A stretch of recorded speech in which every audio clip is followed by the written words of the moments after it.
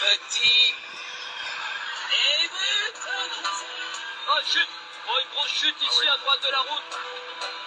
Oh, Zinedine. Oh non, pas ça. Pas aujourd'hui, pas maintenant, pas après tout ce que tu as fait. Allez. David Chapuis, comme un grand, comme un champion du monde. Il va le faire, il va le faire. Il va faire Marc Raquille au championnat du monde de Paris. Oh, et attaque de Guillermo, Je crois qu'après avoir vu ça, on peut mourir tranquille. Enfin, le plus tard possible, mais on peut. Ah, c'est super. Eh ben, bonsoir à toutes et à tous, bienvenue sur Sport 39. Très heureux de vous retrouver pour notre live hebdomadaire. Alors, exceptionnellement, il a lieu ce mercredi et pas les jeudis comme d'habitude. Je suis très heureux de vous recevoir de nouveau pour mettre en avant deux sportifs ce soir. On va commencer par le tennis de table dans quelques minutes. Je vois que Marion est arrivée, donc c'est top. Et puis on va continuer à 20h45 en parlant de boxe avec le Dolois Bilal Latrèche. Juste avant de commencer l'interview avec Marion, je voulais juste souhaiter bonne chance à nos deux clubs jurassiens de football ce week-end qui vont disputer les 7e tours de Coupe de France avec Jura Dolois qui a un déplacement compliqué chez Agno, le club de National 2. Donc bonne chance aux coéquipiers d'Adrien Decombe qu'on avait eu la semaine dernière sur le média. Et aussi Jura Sud qui va accueillir, je crois, Vaux-en-Velin, l'équipe de National 3 à domicile. Ça va être un gros match. Donc toujours difficile les clubs de la région lyonnaise. Voilà, en tout cas, on va parler tennis de table à l'instant. Alors oui, comme certains diront, j'en parle souvent. C'est faux. C'est vrai qu'on a reçu très très peu d'invités tennis de table depuis qu'on a lancé le média. Et ce soir, je voulais y remédier. Et rien de mieux que la meilleure joueuse du Jura, qui évolue dans les hautes sphères nationales depuis pas mal d'années d'ailleurs. Je veux bien entendu parler de Marion Berthaud. Alors, elle est originaire du club d'Annan, Beauvoisin. D'ailleurs, elle réalise un super début de saison. On va revenir avec elle en championnat avec son club de Fontenay en National 1, donc le troisième échelon. Enfin, deuxième maintenant, parce que ça a changé. Et il y a 10 jours, elle a réalisé une superbe compétition individuelle, le Critérium Fédéral. Donc, c'est l'équivalent c'est la compétition individuelle nationale. Elle a terminé deuxième du côté d'Auch dans le Gers. Donc, en tout cas, elle gagne. Moi, je gagne pas souvent mes matchs, mais elle réalise quand même un début de saison assez énorme. Donc, on va l'accueillir. Si vous avez des questions, n'hésitez pas à les poser. Et puis, on va commencer le live. C'est parti.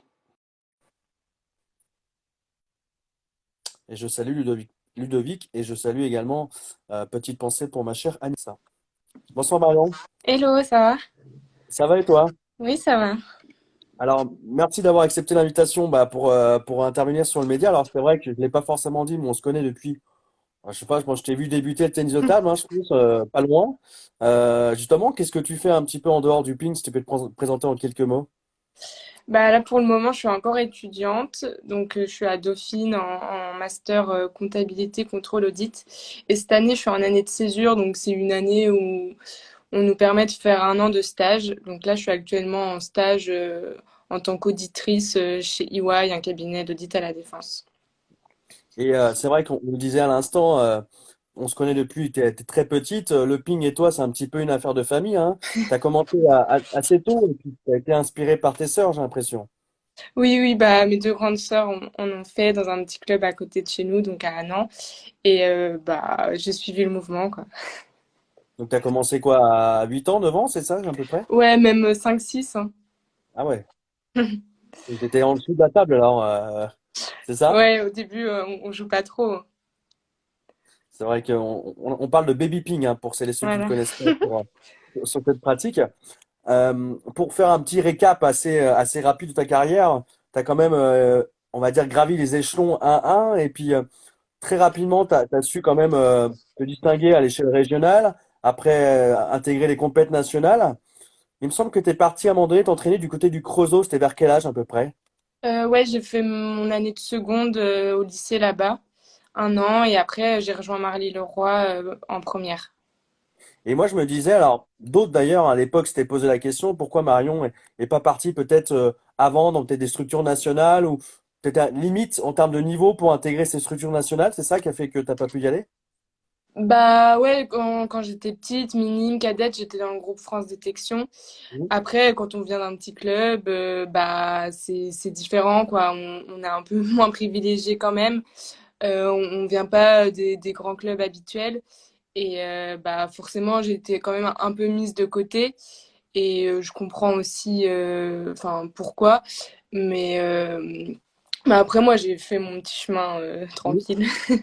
Et avec le recul, les années derrière, euh, tu regrettes quand même parce que peut-être qu'avec une structure un peu plus nationale, un peu plus développée, tu aurais pu être encore meilleur, même si, bon, ce que je le disais tout à l'heure, hein, c'est quand même un sacré niveau, mais Oui, bah en vrai, par exemple, j'en ai parlé avec Yannick, donc c'est mon entraîneur, oui, celui qui m'a formé. On en a parlé aux Indifs justement, et sur quelques points, il me disait qu'il avait quelques regrets, qu'il n'y ait pas quelqu'un d'autre qui ait pu m'entraîner comme Xu ou quoi quand j'étais oui. plus jeune.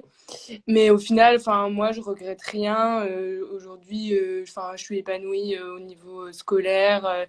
Je suis épanouie aussi dans le ping-pong. Enfin, franchement, moi, je regrette pas. Je vois que enfin, le tennis de table à très très haut niveau, c'est très dur, notamment chez les filles. Enfin, Oui. j'ai des copines, enfin, qui me font des retours et en vrai, quand je vois la difficulté, enfin, tout ce que ça demande et en retour, bah, c'est très compliqué d'en vivre quand même, surtout quand tu es sur Paris. Donc, franchement, moi, je regrette pas trop mon choix. Je pense que ce sera intéressant qu'on en parle sur la fin de l'interview, de justement, est-ce qu'on peut en vivre ou pas, parce que les gens, alors, c'est vrai que c'est un média généraliste, donc moi je connais, mais c'est vrai que les gens ne connaissent pas forcément le monde du tennis de table, donc c'est intéressant. Alors ton parcours, tu le disais, tu es parti à Marly-le-Roi en National 1, c'était vers 18 ans, c'est ça à peu près? Ouais, 15 ans même. Et je salue, parce que je vois les commentaires qui commencent à filer. Alors, notre ami Marcos Madrid, un joueur professionnel mexicain, un ami de Salvador Rubé, l'entraîneur de Jura Moré, et bien sûr Stéphane Wesh, le fameux Weshou. Moi, j'ai son 06 à la demoiselle. Je pense que lui aussi, donc voilà, c'est la petite question. Après, tu es parti aussi du côté de l'Entente Saint-Pérez. Tu as même joué en Grèce, et maintenant Fontenay-sous-Bois. Euh, J'étais partie, c'était à Agen, un an. Agen, pardon, Oui. Agen. Et après. Euh, donc là, c'est niveau national 1. Je parlais en introduction du deuxième échelon national parce qu'au-dessus, il y a la pro, bah, même pro B. Quand est-ce que Ouais. à quand ce championnat pro? Bah là, c'est vrai que c'est tout nouveau. Bah, je trouve ça cool qu'ils aient recréé la Pro B. J'avais eu deux propositions, mais au final, avec mes études, tout ça, j'ai préféré rester en N1. Moi, ça se passe bien à Fontenay. On a une bonne équipe. Je suis bien suivie avec le club. Donc, j'avais pas trop de raison de partir. Et d'autant plus que je savais pas trop comment ça allait se passer avec enfin, mon stage, etc. Donc pour l'instant, je regrette pas d'être restée en N1. Par contre, si on peut avoir un projet de monter en Pro B, pourquoi pas. Et pourquoi pas d'ailleurs avec Hélène Moreau, hein, ta coéquipière qui te Oui, fait qui une petite vient dédicace. d'arriver. On l'avait vu d'ailleurs hein, du côté de Gerland l'an dernier, j'étais passé vous voir sur le match. Euh, pour celles et ceux qui ne te connaissent pas, c'est quoi un petit peu ton style de jeu? C'est quoi le style Marion Berthaud à la table? Bah, moi, j'ai un soft en coup droit. Donc, c'est une plaque plutôt pour envoyer fort, pour contrer les effets. Moi, j'ai un jeu, je reste très proche de la table, plutôt en contre. Je vais plutôt essayer de faire démarrer mon adversaire et de jouer en contre, surtout en revers. Et avec ce revêtement spécifique, le soft, tu peux jouer juste à plat, attaquer un peu, mettre des faits. Comment ça se passe? Oui, bah moi j'ai un soft quand même enfin, je peux mettre un petit peu d'effet. Il n'est pas très dur comme on dit, et il est assez gênant quand même en bloc. Donc en fait là j'ai un nouveau matériel avec Andro qui m'accompagne depuis septembre. Donc enfin depuis le début de l'année, j'aime beaucoup le matériel, donc ça se passe super bien. Alors, pour celles et ceux qui ne connaissent pas, alors c'est vrai qu'il y a énormément de références sur le revêtement de tennis de table. Quand tu as attaqué avec Andros cet été, enfin à la rentrée, tu as essayé pas mal de revêtements. Comment ça se passe? Il y a des tests? Comment? Bah normalement oui. Après bah déjà au niveau des softs, il n'y a pas trop de choix, donc il y en avait deux, j'en ai choisi un. Ça s'est bien passé. Et au niveau du bois et de la plaque revers, Eloi m'a recommandé et au final bah j'ai fait un essai, ça s'est bien passé. Bon, bah ça c'est très bien. Alors, je vais te parler de statistiques parce que moi je le disais, toi tu gagnes, moi je perds cette année. 4 victoires en 9 matchs. Toi, tu es à 8 victoires en 8 matchs de championnat national 1 avec ton équipe de Fontenay. Comment t'expliques un petit peu ce bon début de saison? Alors, tu parles de revêtement, mais qu'est-ce qui a changé aussi? Bah déjà on a bien fini l'année. Enfin je suis partie en juillet au championnat d'Europe universitaire avec Dauphine. On a fait une super compète, on fait médaille d'argent en par équipe. Du coup, bah déjà, enfin, j'ai terminé la saison, on va dire fin juillet. J'ai eu qu'un mois de coupure. J'ai repris en septembre avec une nouvelle raquette. Et enfin, j'ai des super bonnes sensations depuis le début de l'année. J'ai pu bien m'entraîner. Je me sens bien ben, dans l'équipe, etc. Je me sens bien dans ma vie perso aussi. Donc, je pense que ça se ressent à la table. Je prends beaucoup de plaisir avec ma nouvelle raquette. Vraiment, j'ai l'impression que certaines choses sont plus faciles. Donc voilà, après le niveau de la N1, je pense que c'est un peu plus faible que l'année dernière. Mais après, ça reste des jeunes qui s'entraînent et tout, donc c'est que des matchs assez durs. Donc pour l'instant, je suis assez contente du début de saison. Alors on dit souvent que le niveau il est un petit peu cyclique. Toi, du coup, tu es sur la phase haute. Tu peux encore progresser, encore aller plus haut, selon toi, sur ton potentiel. Bah, enfin là, ça faisait un an et demi que je pense je stagnais quand même. Mhm. Donc là, c'est sûr, il y a enfin, depuis le début de l'année, ça se passe bien. Il y a les indifs qui m'ont fait enfin, prendre confiance et aussi me rendre compte que je pouvais battre des filles, bah, des joueuses pro qui font que ça, qui jouent en pro A.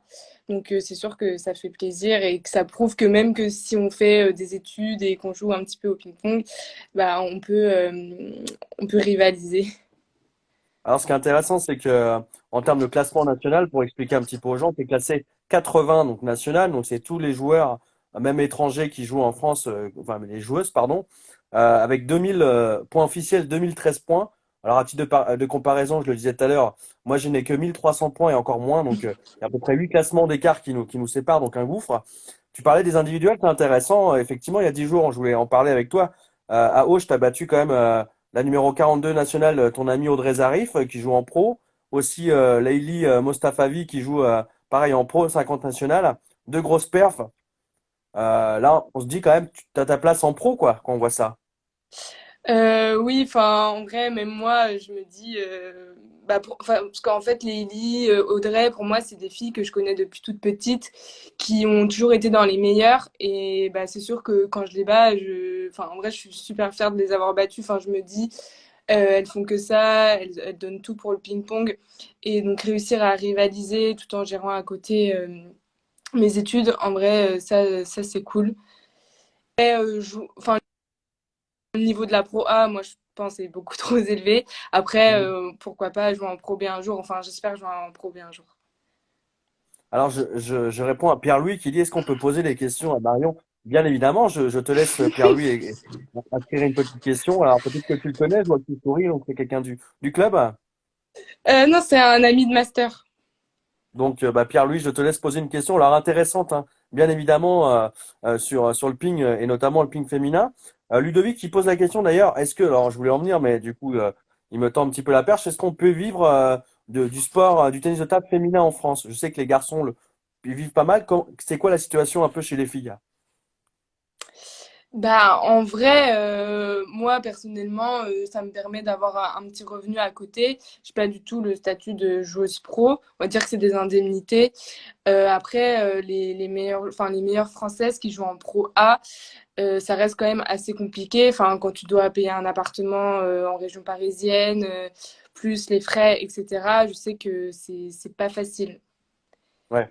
Et, et par rapport à ça, parce que tu parlais des entraînements, les joueuses pro, elles s'entraînent 2 fois par jour. Toi, c'est pas le cas, quoi. Non, non, moi, c'est plutôt deux, trois fois par semaine. Là, j'ai quitté le travail à 20h, donc pouvoir s'entraîner en plus, c'est pas toujours facile. Et par rapport à ce beau parcours que tu as réalisé à Auch, est-ce que ce résultat va te permettre de te qualifier directement au championnat de France senior? Comment ça se passe? Oui, bah, du coup, ils ont revu la formule des indifs cette année, mais normalement, si on fait finale, on est qualifié direct. Après, de toute façon, c'est un système de points. Donc là, en ayant fait enfin, en ayant été finaliste, je dois marquer tant de points. Je vais refaire au moins un ou deux tours. Donc normalement, la qualif aux France, c'est good. Mon partenaire de double, il me passe le bonjour. Et ben justement, je pose la question à quand le retour du double avec Pénélope Saul? Alors, c'est vrai qu'on l'a pas forcément dit ton palmarès, mais tu as remporté quand même une médaille au championnat de France en double. Est-ce que tu peux revenir un petit peu là-dessus, puis rappeler un petit peu l'année, parce que c'est vrai que c'est quand même incroyable. Ouais, en 2017 avec Pénélope, on avait éliminé en huitième de finale les sœurs Lennon, donc c'était déjà une belle perf. Et en quart de finale pour la médaille, on avait éliminé Janan et Kao Yuan. Donc, enfin, deux filles très très fortes. Et enfin, vraiment, c'est un de mes meilleurs souvenirs. Bah, d'ailleurs, elle est là, Pénélope. Oui, Je la vais famille. déjà avec elle demain. Enfin, pour moi, c'est comme une grande sœur et on est toujours en bons termes. Donc ça, c'est trop cool. Et peut-être pour terminer, j'ai l'impression que aujourd'hui, les structures qui sont mises en place au niveau de la fédération, il y a un peu plus de mixité avec les filles. Vous êtes plus impliqués ce qui était par le passé, peut-être à ton époque également. J'ai l'impression que il y a plus de moyens mis sur le ping féminin aujourd'hui. Euh, En Ouais. vrai, je Non. sais pas trop. Si, par exemple, là, c'est bien qu'ils recréent la Pro B. Après, enfin, ils ont recréé la Pro B, mais je trouve que le niveau n'est pas non plus très très élevé pour de la Pro B, vu qu'ils ont réduit le nombre d'étrangères. Donc, enfin, est-ce qu'il y a plus de moyens? En vrai, je sais pas. Je saurais pas trop me prononcer là-dessus. Après, si tu veux jouer avec les garçons, tu as une proposition pour les jouer à Nice, qui est un club des National 1 avec Jérémy, bien sûr, Potio. Pro B Ah maintenant. bon. Pardon? Pro B maintenant. Ah, ils sont remontés. Non, ah oui, parce qu'il y a eu Metz qui s'est désisté. Ouais, c'est Voilà. ça. Voilà, donc autant pour moi, Jérémy, en tout cas. Et c'est vrai que la suite pour toi, qu'est-ce qu'on peut te souhaiter du coup, Marion? Parce que c'est vrai que tout roule pour toi. Ouais, il y a encore la progression, il y a le championnat, ça se passe bien. C'est quoi qu'on peut te souhaiter? Bah, moi, j'aimerais bien faire un petit résultat aux France, que ce soit en double ou en simple si c'est possible. Cette année, ça va être en mars normalement. Donc voilà, après, du coup, les Indives m'ont redonné confiance. Ils m'ont montré qu'on peut battre bah, des filles de très haut niveau et que, enfin, c'est pas, au final, c'est pas ce qu'on croit, c'est pas si impossible. Donc voilà, on verra. J'espère un petit résultat aux France en double mix avec Jérémy. Et sinon, bah, moi, je continue de m'entraîner régulièrement, continuer si on peut faire un petit résultat aussi en par équipe avec Fontenay, et pourquoi pas en deuxième phase essayer d'avoir un projet pour monter en Pro B. Ça Ouais. serait cool aussi. Justement, par rapport au double mix, je termine là-dessus, c'est intéressant. Est-ce qu'avec Jérémy, avant de préparer ces championnats de France, vous allez vous revoir, vous entraîner? Parce que des fois, il y a des paires de doubles qui sont constituées comme ça à la dernière minute. Vous, si vous êtes déjà joué ensemble, est-ce que vous allez vous faire des entraînements avant ces championnats? Bah, depuis l'année dernière, ils ont réformé, tu sais, c'est plus que 8 paires de Oui. doubles. Donc, c'est les 8 meilleures paires au point. Donc, en vrai, c'est compliqué, même pas sûr que Jérémy et moi, on soit dans les 8. D'accord. Donc, je sais même pas si on pourra remettre ce double. En tout cas, bah, on espère, on croise les doigts. En tout cas, merci beaucoup, Marion. Malheureusement, l'heure tourne. On salue également Lilian qui nous a rejoint, Lilian Bardet aussi, hein.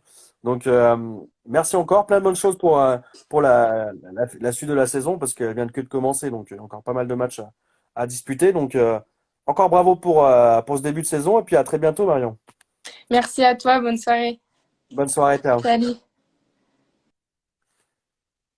On remercie Marion, c'est vrai que c'était incroyable. C'est quand même la meilleure joueuse jurassienne. Alors, depuis l'arrêt, bien sûr, de Carole Grandich au haut niveau, mais c'est quand même une sacrée joueuse, toujours humble, et ça, c'est vraiment super. Et c'est tant mieux pour elle que cette année, ça marche bien. Elle le mérite, en tout cas, ses résultats. Voilà, on va passer maintenant à la boxe. On avait une figure nationale du ping-pong. Là, on va passer à une figure régionale, voire nationale du noble art. C'est un combat qui aura lieu samedi du côté de Palais des Sports de Dijon. On va recevoir le Dolois Bilal Latrèche qui va affronter un Sud-Américain, le Colombien Donep Diaz, à l'occasion du titre de la ceinture internationale IBF dans la catégorie mi-lourd, donc c'est moins de 79 kilos.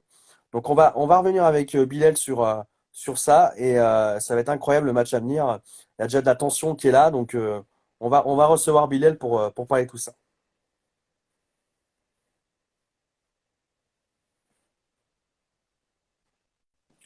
Bonsoir Bilal. Bonsoir. Merci d'avoir accepté l'invitation. Bah, seulement en 3 jours du combat, hein. Hmm. Super important. Donc c'est sympa de donner un petit peu de temps parce que c'est vrai que l'adrénaline monte un petit peu. Est-ce que avant de revenir un petit peu sur ce combat, est-ce que tu peux revenir en quelques mots sur ton palmarès parce qu'il est quand même assez énorme pour l'instant au niveau international là. Ouais, c'est gentil. Palmarès, on va dire que je vais parler simplement de la boxe professionnelle. Donc en professionnel, donc j'ai été 3 fois champion du monde chez les Espoirs entre 2010 et 2011. J'ai été champion de France professionnel et numéro 1 français en 2013 et 2014. champion européen de la Fédération mondiale IBF en 2016, champion international WBF en 2017, IBA en 2021, et puis là maintenant challenger pour le titre IBF international sur fédération majeure et un top 15 mondial à la clé pour le vainqueur, donc qui aura lieu dans 3 jours. Alors, pour expliquer un petit peu aux gens les différentes fédérations, parce que tu parlais IBF, IBA, ce sont les fédérations internationales, mais il y en a énormément. Enfin, il y en a quoi? 5-6 de fédérations internationales de boxe? En fait, pour faire simple, il y en a 4 qui sont identiques. Les 4 identiques qui ont le même niveau de reconnaissance au niveau des différentes fédérations continentales et nationales, quelle que soit la partie du globe, c'est dans l'ordre de naissance, la WBA, la WBC, la IBF et la WBO. Les 4 sont identiques. Ensuite, il y a 2 fédérations dites mineures, mais dont une, on va dire, qui est très souvent alliée au majeur, qui est la IBO. Et ensuite, maintenant, renaît, depuis à l'époque, parce qu'à l'époque, la IBA était celle qui a été remplacée par la IBO, mais renaît maintenant de ses cendres depuis quelques années, donc se relance. Donc, il y a la IBA juste derrière. Et ensuite seulement, d'autres fédérations mineures, mais qui sont plus ce qu'on appelle les fédérations de tremplin. La WBF, la GBC, la NBA, etc. Alors, il y a déjà des commentaires. Moi, ça me fait rigoler parce que c'est un petit peu l'esprit que j'aime bien aussi.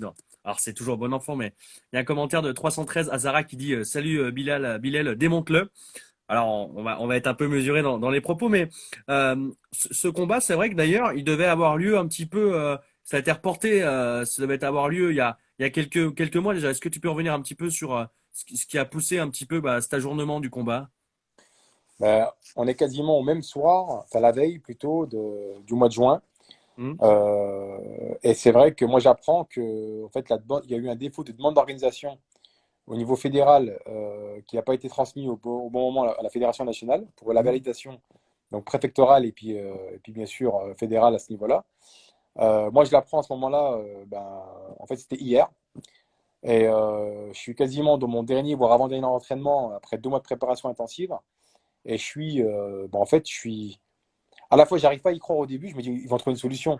On peut pas, ne pas faire le combat avec tout ce qui a été mis en œuvre au niveau des engagements des partenaires, au niveau sportif. Je me dis, ça ne pourra pas être annulé. Et finalement, en fait, le lendemain, on a beau avoir, je crois que j'ai passé 10 heures au téléphone façon de parler. C'est là qu'à un moment donné, j'en ai eu marre. Toute mon équipe sportive et les gens qui m'entourent ont tout essayé et puis finalement la décision avait été prise que ça se ferait pas. Donc voilà où on en était, si tu veux, dans la première fois où on aurait dû se rencontrer avec Gaz. Et puis maintenant, on va dire que l'heure a tourné et lui comme moi, on refait une préparation et puis dans 3 jours, voilà. Hein. Le gala, c'était quand même tenu parce que généralement dans ce genre de gala, il y a d'autres combats. Est-ce que du coup, vous avez maintenu les combats ou vous avez tout annulé? Non, parce que comme j'étais le main event, le combat le plus important et on va dire que c'était 80% des personnes en humilité, elles étaient placées pour ce combat-là. Le problème, c'est que s'ils maintenaient le combat, il n'y allait avoir plus personne. Et ils n'allaient pas faire un palais des sports avec 2-3 000 personnes si j'étais pas dedans. Enfin, encore une fois, en toute humilité. Alors, c'est vrai qu'on s'est quitté, pour rien cacher aux gens. On s'était croisés par téléphone au mois de novembre 2021 au Palais des Sports, justement à Dijon, déjà là-bas, où tu avais gagné la ceinture et le titre IBA International Championship. Alors, tu expliquais tout à l'heure d'ailleurs la fédération IBA. Il y avait à peu près 2000 personnes, tu m'avais dit à l'époque, qui étaient venues pour te voir. Tu avais battu le Finlandais Eklund à la 7e reprise par KO. Depuis, alors du coup, il y a eu le combat reporté. C'était quoi un petit peu l'actualité depuis tous ces mois? Est-ce que tu as eu des combats préparatoires? Comment ça s'est passé un petit peu avant ce week-end, ta prépa? C'est ce que je disais récemment. En fait, on va dire le seul point qui me porte question, c'est le fait que au mois de juin, par rapport au combat du mois de novembre dernier, ça faisait, si j'enlève le mois qui précède le combat où on est en récupération, ça fait 5-6 mois. Enfin, 6 mois, et si j'enlève la réparation, ça fait même pas, ça fait 4 mois. Parce que la réparation, on est déjà dans le combat.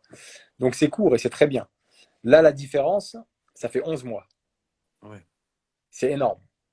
Pour un sportif de haut niveau, c'est énorme. À ce niveau-là, c'est énorme. Quand lui a fait un combat de préparation, avait déjà boxé en début d'année, à 2 reprises, et il a refait un combat de préparation pour rester en jambes au mois de juillet. Je dirais le seul bémol pour moi aujourd'hui, c'est celui-ci. C'est de faire attention de rentrer très rapidement dans le combat parce que 11 mois sans ring, si on n'est pas attentif dès le début, on peut prendre un coup et puis tomber KO dans les 2 premiers rounds. Et puis le format, d'ailleurs, le format du combat, c'est quoi? Alors tu peux nous le rappeler un petit peu le format du combat en termes de rounds 12 et c'est rounds. 3 12 rounds, 3 minutes maximum. Ouais, Ouais. Hmm. ça, c'est ça. Et justement, l'aspect physique, alors je rebondis sur la question du monde de Sully qui dit est-ce que le fait que le combat a été reporté, tu te sens encore plus prêt? C'est quoi un petit peu ta condition? C'est compliqué de se juger sans combat en plus. Bah, en fait, j'avais dit ça justement récemment à un journaliste, hein, sur le secteur de Dijon, où en fait, j'arrive pas à me juger parce que Ouais. les deux préparations ont été bonnes, chacune avec ses qualités et puis ses rebondissements. Mais j'ai envie de dire, quand tu t'es pas exercé au bout des 2 mois de préparation que j'ai fait au mois de juin, je sais pas quel était réellement mon niveau. Si Mm. ce n'est de dire que j'étais prêt.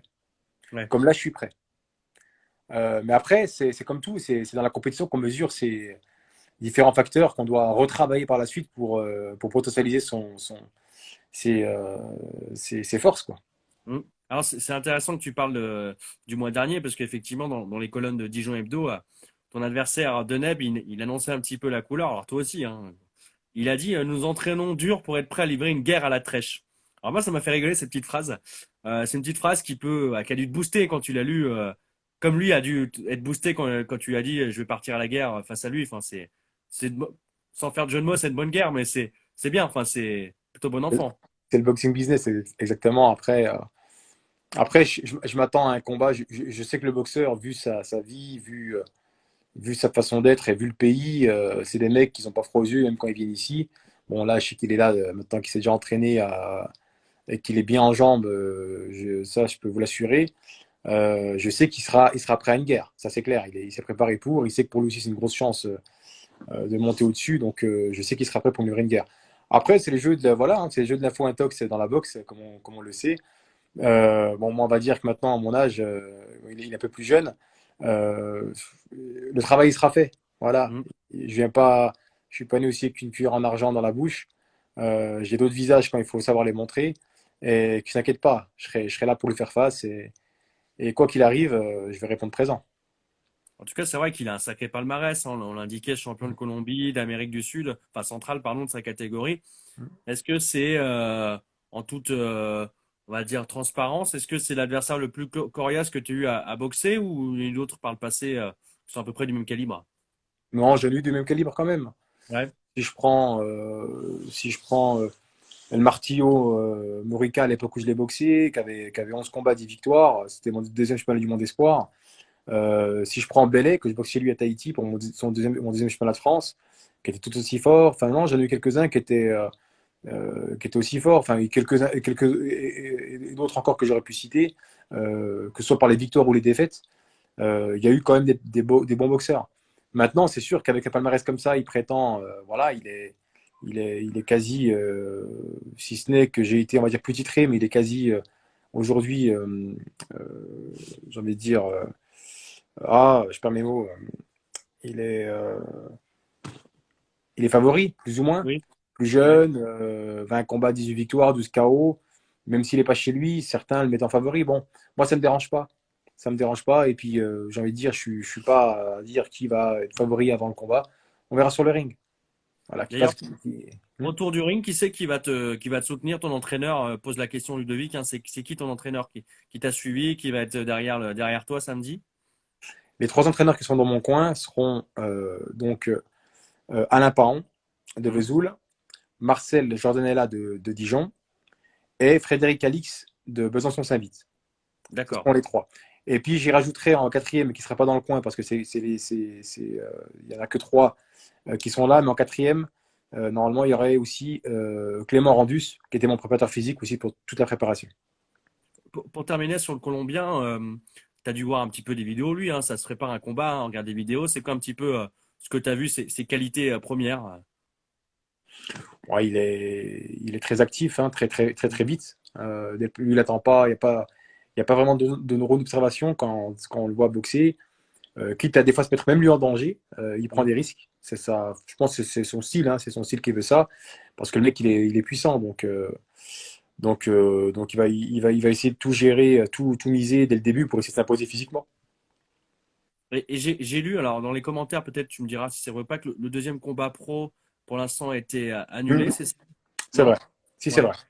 En fait, le Euh, deuxième combat pro qui devait se faire, le premier, après moi j'étais en second, le Common Event, ça devait être David Radev. David Radev qui était un champion de France en lourd léger, qui a fait différents championnats internationaux et qui se relance sur un autre championnat de France prochainement, qui va se faire le 2 décembre à Vesoul.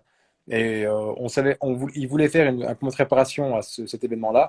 Et finalement, je crois qu'il y a eu des différentes difficultés pour trouver l'adversaire adéquat, les budgets qui étaient assez serrés par rapport au club qui devait assurer aussi une aide par rapport à son combat. Donc ils ont préféré dire on va continuer sa préparation tranquillement jusqu'au 2 décembre. Lui, sa grosse soirée, son gros combat, ça va être le 2 décembre. Donc ils ont préféré dire on ne fait pas le combat et bon, et puis ça se comprend. Moi, je le comprends. Ouais. et en termes de public, j'ai cru lire sur tes différentes publications Instagram que c'était bien rempli, que voilà, il y avait pas mal de presque sold out. C'est quoi un petit peu l'état des lieux de la salle là? On a fait exprès de bloquer à peu près 200, 250 places tribunes pour les gens qui vont venir le jour même. Donc, ils Hmm. pourront en prendre quand même, je précise, parce que beaucoup m'ont demandé dans différents réseaux, même si je ne répondais pas, parce que je ne réponds plus non plus à tous les messages à ces questions-là, parce que j'avais déjà répondu en amont. Mais c'est vrai qu'on aura une salle qui va frôler les 3000 personnes. Ouais. Ouais, c'est quand même un soutien qui va être pas négligeable pour toi pour ce combat. L'an dernier, justement, tu m'avais annoncé arrêter en 2023. Si tu gagnes ce titre samedi, hein, la ceinture, ce que j'espère bien évidemment pour toi, est-ce que tu peux te projeter une année de plus? C'est quoi un petit peu tes prévisions? Ou tu restes sur ta Ma fin, de, 2023? ma fin de carrière se fera fin 2024, ça c'est sûr, quoi qu'il arrive. Donc ça a repoussé alors, parce qu'il y a un an, tu me disais 2023, donc ça a repoussé d'une année encore. Quand Exact. on aime, on compte pas. C'est un peu ça. En fait, je sens que je me sens bien, je fais ce que j'ai à faire dans mon sport. Je veux le quitter le jour que je le quitterai en me disant j'ai fait le tour, sans regret, surtout ça. Hmm. Je sens que j'ai encore deux trois paris à faire et j'aimerais bien, si je gagne samedi, essayer un gros coup à l'étranger, voir sur un ou deux gros combats, un ou deux gros risques à prendre. C'est vraiment mon objectif pour 2023, avec bien sûr toujours un ou deux combats qui se feront ici. Donc j'annonce déjà que normalement un gros combat à Dole devrait se faire au mois de novembre l'année prochaine à la commanderie. Mais c'est vrai que voilà, avec un ou deux combats peut-être entre Dijon, Dole, l'objectif, si je gagne là, c'est de faire un ou deux gros combats à l'étranger. Et puis 2024 sera la dernière année, on va dire l'année d'adieu, avec des combats qui se feront ici et là pour finir et clôturer le livre, quoi. Alors justement, la ceinture IBF, tu parles de combat à l'étranger, de top 15, tu disais en introduction tout à l'heure, au niveau international dans ta catégorie. Sur, tu peux faire quoi des oppositions face à un adversaire qui a fait une finale de championnat du monde? C'est quoi un petit peu les différents adversaires que tu peux rencontrer? C'est exactement ça, un petit peu. Tu t'y connais, hein, je vois que ça Oh va, non, tu non, quand non, même, hein. Bon, en fait, si tu veux, c'est le jeu un peu là, du boxing business, puis je pense que c'est pareil pour Diaz. J'ai déjà été contacté dès maintenant, dans la mesure où si je gagne, j'aurai trois quatre possibilités qui s'ouvriraient à moi sur le premier semestre 2023. Et les trois quatre possibilités, donc il y a 3-4 gros combats entre l'Allemagne, l'Angleterre, l'Australie, et puis un autre pays, je ne me rappelle plus lequel, mais qui se ferait soit avec une défense de titre ou une unification, avec une ceinture internationale unifiée avec la WBA ou autre pour en commencer dans les rankings, soit l'intercontinental qui officierait de demi-finale mondiale. Ça pourrait être le Mhm. cas. Je prends par exemple en IBF, c'était le Polonais Powell qui est d'ailleurs abattu Diaz aussi et qui Mhm. pourrait se faire aussi là-dedans. Donc il y a une proposition qui pourrait se faire. Ou comme tu as dit, boxer un championnat du monde intérim ou un ancien challenger mondial sur un titre majeur à l'étranger, selon la proposition. Et puis là, par contre, j'accepterai. C'est sûr que, encore une fois, l'objectif de samedi, c'est vraiment de réussir. On va déjà de gagner, il va falloir gagner. Mais si on gagne, c'est après, derrière, être opportuniste par rapport aux opportunités qui vont être offertes. Mais c'est incroyable parce qu'on a l'impression que, en fait, le chemin, il est semé d'embûches, il est extrêmement difficile pour arriver tout en haut. Il faut d'abord se placer, faut assurer, hein, j'ai envie de dire, parce que je me dis, par exemple, un mec comme Yoga qui a perdu il y a quelques mois, il a perdu son combat, il était en train de monter, alors il avait toujours du mal, mais il réussit à gagner ses combats, il montait, et là, sa défaite l'a fait redescendre dans le ranking, et du coup, il va devoir recommencer pour, si un jour il veut devenir champion du monde, quoi. C'est ça un peu le process. Exact, c'est ça. C'est ça. Et après, on va dire que au dernier cran, au dernier carré, il y a beaucoup de boxing business. C'est Hmm. beaucoup. Après, c'est très financier. Ça veut dire que soit on arrive à. Il y a deux solutions. soit tu as une grosse production comme Yoka et tu arrives à négocier au champion du monde ou au champion du monde intérim, un championnat du monde chez toi, et tu lui fais une telle proposition financière qu'il ne pourra pas dire non, il va venir. Ouais. Même si tu es classé, en fait, obligatoirement, par contre, il faut être classé dans le top 15 mondial. D'accord. Même si tu es classé dans une fédération majeure. Voilà, ça c'est l'obligation. Donc tu es classé 11e, 8e, 9e, tu peux faire la proposition. Donc là, le mec qui vient, bon, tu as une grosse production. À l'inverse, tu vas te vendre en disant, ça va être un combat facile pour toi. Donc là, c'est David contre Goliath. Mhm. Donc David veut aller battre Goliath. Et s'il fait la surprise, bah, tant mieux, il est champion du monde chez l'adversaire. Et puis il ramène des titres à la maison. Puis après, il se revend, il se vend à l'extérieur. Ou soit tu montes jusqu'au plus haut, jusqu'à provoquer une demi-finale mondiale. Et quand tu la gagnes, tu es obligatoirement challenger officiel. D'accord. Ouais, Donc c'est c'est plus intéressant. ou Donc, moins, ouais, c'est les méthodes pour faire un championnat du monde. actuellement, en termes de ranking, on n'a pas forcément évoqué hein, sur. T'es classé combien du coup au niveau peut-être IBF du coup sur cette fédération-là? Ben, on va dire plus pour les BF. Réellement, le vrai ranking, il va se faire après le combat. Ok. Aujourd'hui, BoxRec, d'ailleurs, moi j'avais été, je ne comprenais pas trop parce que c'était plus ou moins la base et la référence au niveau classement. On est plusieurs à s'être plein parce que moi, tu vois, l'année dernière, juste après le combat IBA, je suis 90 mondial sur la somme. Du jour au lendemain, en un mois, je monte à plus de 200. Je ne comprends rien alors qu'il ne se passe Mhm. rien. Est-ce que c'est l'œuvre de quelqu'un ou autre? Bon, après, voilà, hein, il peut y avoir tout et rien à la fois. Mais réellement, pour moi, le vrai ranking il va se faire si je gagne. Je sais que l'IBF, le mois d'après ou l'autre mois, nous fera rentrer dans le top 15, donc peut-être en 15e, 13e, Mhm. 12e, 10e place. Et là, par contre, ça veut dire que derrière, bon, déjà, ça veut dire qu'on est référencé et il y a une vraie reconnaissance à l'échelle mondiale par rapport à la fédération majeure. Et surtout, derrière, ça veut dire qu'on est crédible pour se Ouais. vendre à l'international, quoi. Bien sûr. Alors Jawad qui dit hein, le King Kong du ring. Alors on le salue Jawad et le King Kong du ring justement qui a on l'a senti d'ailleurs hein, dans les phrases d'avant-match un petit peu. On le disait tout à l'heure, on va bientôt terminer l'échange, mais que voilà, des deux côtés, vous avez envie d'en découdre samedi, ce qui est bien, partir un petit peu la guerre, mais à la fois il y a eu quand même des messages d'apaisement, enfin de respect mutuel entre vous deux. Et ça, j'ai trouvé ça très bien parce que c'est vrai que on se dit quand même c'est quand même le message principal à faire passer dans la boxe, c'est que certes on se fout des coups, mais on se respecte. Et ça, Ah, c'est pas le message principal. bien sûr, après, il va y avoir une guerre, comme je dis, il va y avoir une guerre sur le ring entre moi et lui. Il y aura un petit jeu de dupes à la pesée vendredi. C'est certain, c'est le sport qui veut ça. Par contre, il y a beaucoup de respect. Moi, j'ai beaucoup de respect pour ce jeune homme qui traverse la moitié du globe pour venir m'affronter, qui s'est donné corps et âme comme moi dans sa préparation en Colombie, à Bogota, avec des difficultés, j'imagine, en préparation, comme nous on en a aussi ici. Un mec qui, je sais, c'est un bon gars à l'extérieur. C'est un bon gars. Il a beau faire partie, comme il dit, un peu d'un gang à Bogota. C'est un peu particulier, le Latinos. Mais la grandeur du sport, c'est la grandeur humaine, avant tout. Hein. Voilà, la guerre, quand on parle de guerre, quand on parle de combat, ça va être sur le ring avec des règles hein, qui officient à ce niveau-là.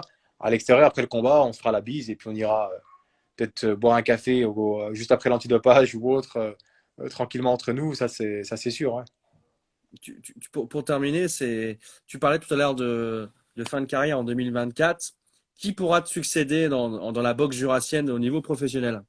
Parce qu'il y a beaucoup de bons boxeurs amateurs, on les voit. Hein. J'en vois souvent les résultats les week-ends, qui font les championnats de France aussi. Mais en professionnel, parce que c'est un statut un peu particulier, qui c'est qui peut te remplacer? Ben, dans le Jura, je suis un peu frustré pour l'instant. Je ne le cache pas, je l'avais déjà d'ailleurs dit à un entraîneur que la relève était très très difficile. Pourtant, il y a des bons jeunes, il y a des jeunes qui poussent bien, je vois moi dans les différentes salles dans lesquelles je vais, qui progressent bien, mais c'est vrai que par rapport à avant, j'ai l'impression que une fois dans la difficulté, ils abandonnent très vite. Hum. Aujourd'hui, je ne pourrais pas te donner un nom, vraiment, parce que Ouais. ça serait pas, il n'y aurait pas assez de paramètres qui me permettraient de le dire. En tout cas, en Franche-Comté, il y a deux, trois boxeurs qui, par contre, commencent à faire parler d'eux et je pense qu'ils pourront prendre la relève. En Bourgogne aussi. Et j'espère parce que l'objectif, quand je pars, c'est de laisser aussi des jeunes qui arrivent derrière et qui puissent aussi reprendre le flambeau et puis faire comme moi, essayer de faire briller la région, le département à l'échelle internationale. Tu parles enfin, quels sont un petit peu les freins? Parce que tu l'as évoqué, le manque peut-être d'implication un peu plus haut niveau, mais c'est quoi? C'est peut-être il y a aussi une crainte de ne pas pouvoir vivre de la boxe. C'est quoi un petit peu le. Il y a beaucoup de choses, en fait, voilà, quand je parle de plusieurs paramètres. Déjà, pour vivre de la boxe, indépendamment des activités qu'on peut y mener à côté, il faut une vraie structure, il faut Mhm. une vraie équipe.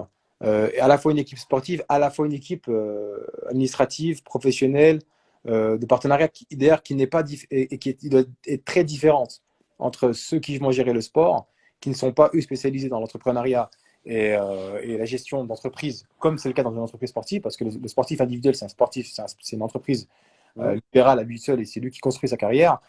Et tant qu'il y aura des difficultés de construction à ce niveau-là, c'est vrai que déjà, ça met des freins.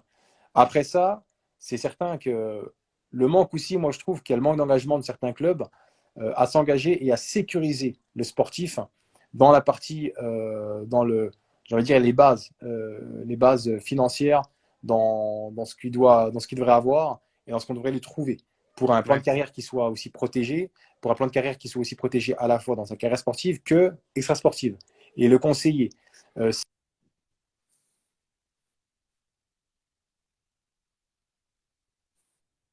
Après, c'est pour ça qu'aujourd'hui, il faut être un peu multitâche et d'essayer d'avancer en essayant de comprendre ce monde-là. C'est un monde Mhm. qui est très, très difficile.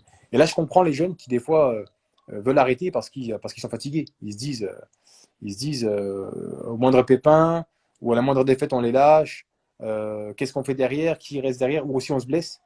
On a une blessure à 20 ans, 21 ans. Est-ce qu'on va pouvoir rebondir après la blessure? Est-ce qu'on va pouvoir payer son loyer? Si on ne fait pas des hautes études, est-ce qu'on ne travaille pas?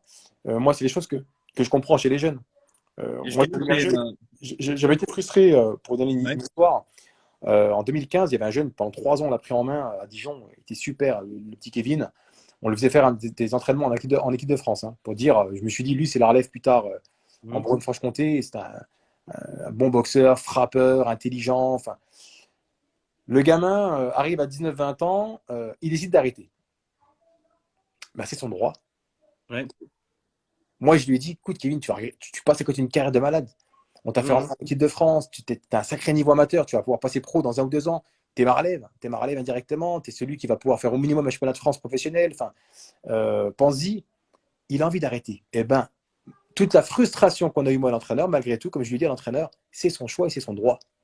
Ouais, parce que Et donc, Gardez qui parle de, alors, par rapport à la difficulté de succession de toi, entre guillemets, hein, sans accaparer, entre guillemets, la lumière sur toi, mais il dit, est-ce que c'est l'effet confinement et qui a eu du mal aussi, hein, qui a fait du mal pour les jeunes, ou c'est la génération, cette jeune génération, dans son ensemble, hein, qui a peut-être moins envie de s'engager et un peu plus volage, entre guillemets, dans sa manière d'être?